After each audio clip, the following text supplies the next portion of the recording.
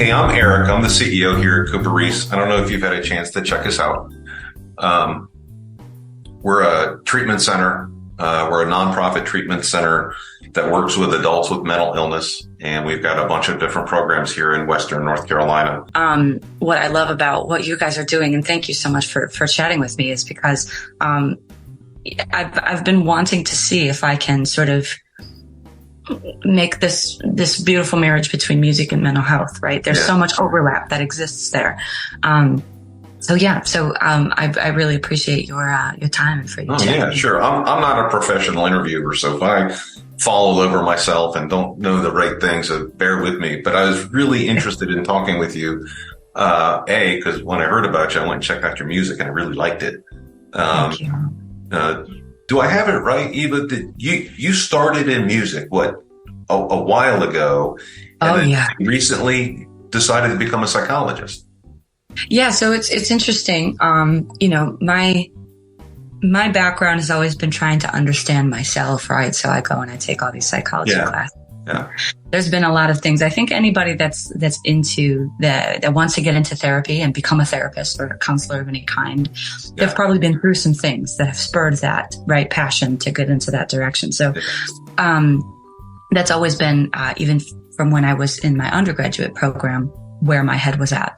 And I thought, well, I love music. Music is my therapy, but I would also love to learn more about therapy in general. So I'm going to take classes. And so I continued on this track. Both things were part of my life for years. I thought, well, one of these is going to work out. Somehow I'll figure out how to pay my bills, right? Either music will work out or therapy will work out.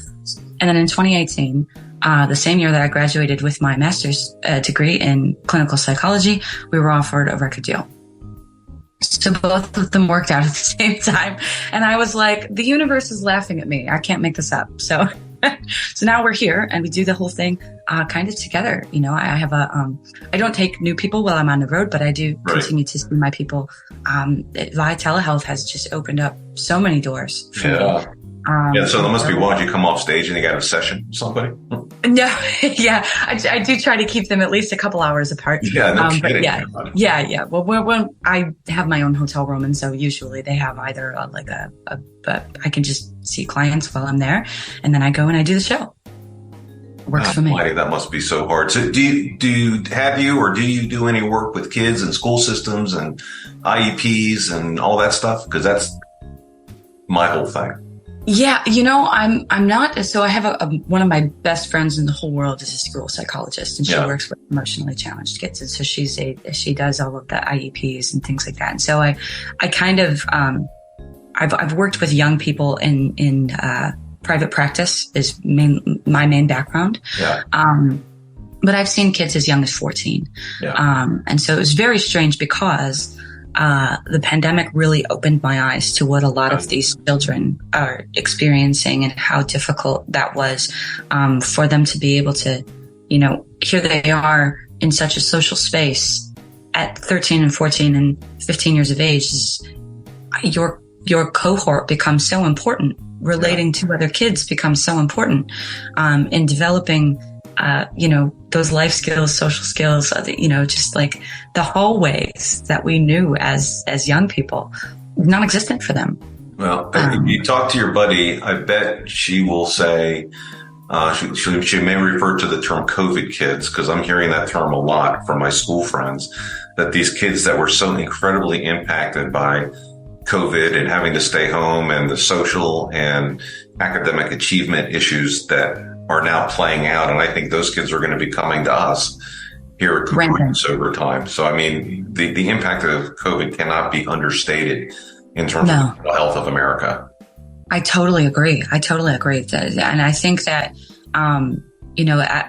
I love to hear from a person such as yourself who is so experienced in working with these young people and to see that it's being taken seriously. Thank you, because I think there's people, they scroll past, there's jokes on the internet all day long about the new generation, but I think they need to understand what really happened to these young people at that time when nobody knew how to cope with the world shutting down, right? And for that time, I was grateful that I was kind of grounded. We were home, right? We couldn't travel, obviously.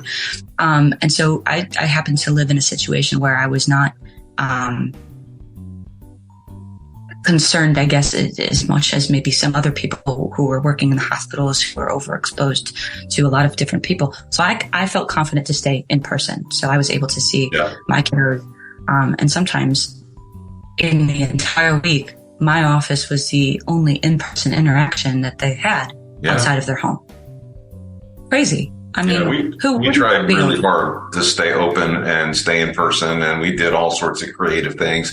I mean, we're a residential treatment program all over Asheville and Western North Carolina. We've got about 80 beds in various levels of service with the farm, here in Mill Spring, which is maybe half an hour from where you're going to be playing next week. Yeah. And we've got this 95-acre working farm where people can be purposeful and productive and engage in their treatment experience with them leading the process. It's cool. It's very cool. If you got time, you should come see us. But I think you're probably pretty busy. But yeah. I'm excited about what we're doing. And it's similar when I think about the IEP days in terms of least restrictive environment. In terms, probably the most restrictive stuff that we offer are the residential beds. And then we've got our partial hospitalization program. And then we've got transitional living. So we're trying to find a place for everybody. I love that. Yeah. I love that. And thank you, because the state of Michigan is not in that same space anymore. I struggle with any of my people that need a higher level of care. Yeah.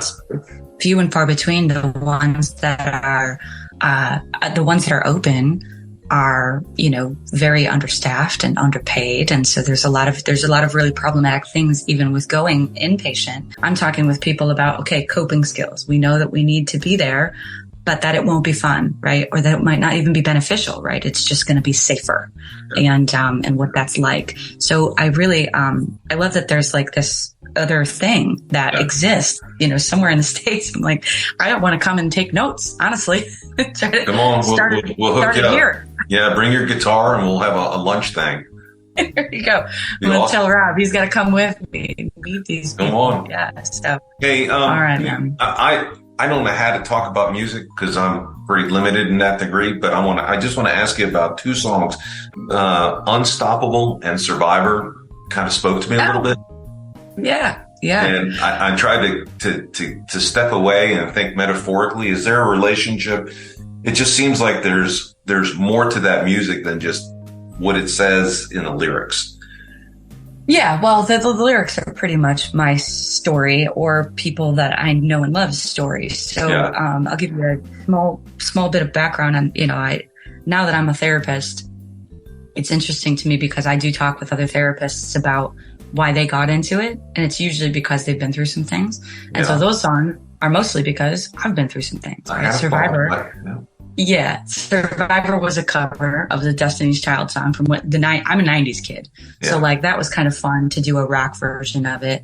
And I think that was really just in response to me being a woman in this industry, in a very male dominated industry, rock and roll specifically male dominated industry. I've kind of felt that there was very thematic, overarching glass ceilings in certain spaces that I did not like, don't appreciate, still fight against, right?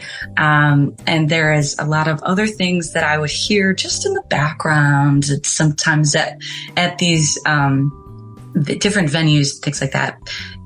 People would just say things kind of under their breath about, women in rock music, or something about, I wonder, basically to the effect of, wonder who she slept with to get here, right?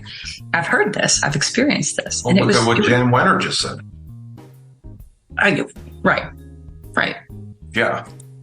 So it's definitely still a sentiment that, although it seems archaic in a society now that is trying to validate and normalize individuals' experiences, right? And that we're trying to kind of do away with some of these, I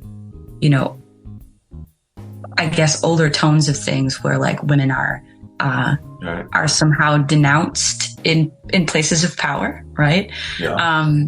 And then, so I think, to some degree, we're doing a great job at trying to embrace that now. I see so many other women in music, Spirit Box is a great example. Yeah. They're straight metal, right? I've got some of my girls from Michigan here, Conquer Divide. They're all female, all metal, right? Yeah. And, so and then you have the head honchos of this, right? Hailstorm, Evanescence, right? They've been doing it for 15, 20 years. Yeah. Women in rock music, so I love that there's a new energy, there's a new resilience. But I still hear sometimes those little under the breath kind of comments from maybe people who are just salty or uneducated. And so I kind of just let it roll off, but Survivor is, I've been hearing all day long that this is a tough industry, and it truly is. Now that I've experienced it, I understand what people were talking about. But I thought that was a really cool way of kind of sharing that I see this and I'm still fighting against this. And so Survivor was sort of my response to what I was feeling about the industry at that time. And the degree, I guess, I'm just kind of trying to think about this, the degree to which you're able to survive, there's a direct relationship between surviving and being mentally strong and being able to survive your own junk along the way. Oh, yeah. Yeah, that resilience. So it's healing in a way. Very much so. In a way, it really is a healing experience. Very much so. Yeah. I use music to, we talk a lot about in therapy, people finding their voice, their own voice and using their voice. And in what way would you like to use your voice? And, finding the different, the tone of what it is that you're saying and, not just who you want to share it with, but how you want to share it. Right. Yeah. So music for me is that, right? People give me a microphone and I get to use my voice all day to talk about my own stuff. Right. And so Survivor was definitely a part of that. And also because it was very nostalgic for me, that was kind of like a really cool anthem, for me as a kid, as a young girl, right? Learning to love music.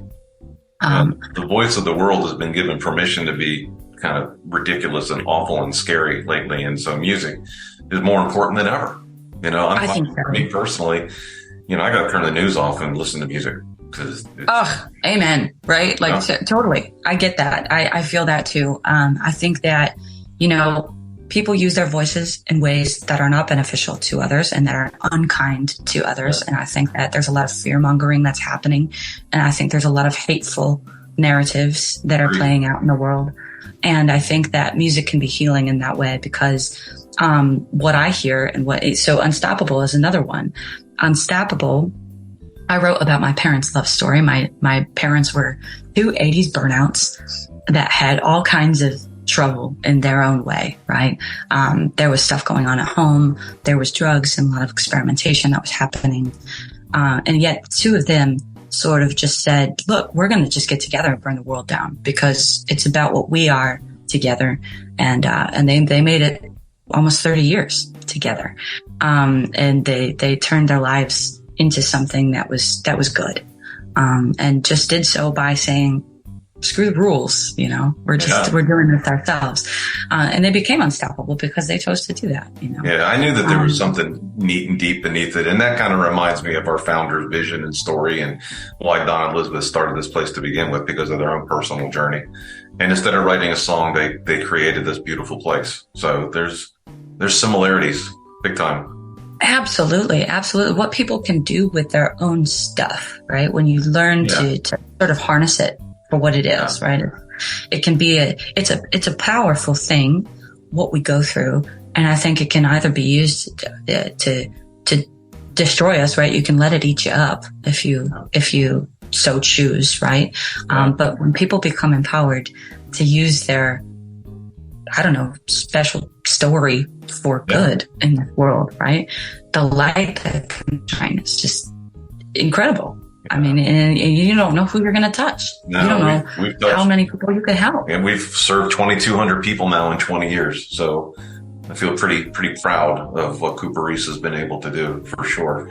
And it's amazing. It is amazing. It is amazing. We got a pretty wonderful community here. And hey, thank you. I know there's a limit to how long I'm allowed to go, but this is cool, man. I really appreciate you taking the time to talk with me, and hopefully I can get out to Spartanburg. I guess it's next Saturday night, the 11th. And yeah. If there's a way that, we're going to be traveling through, I'm going to take a look and see if we can stop by.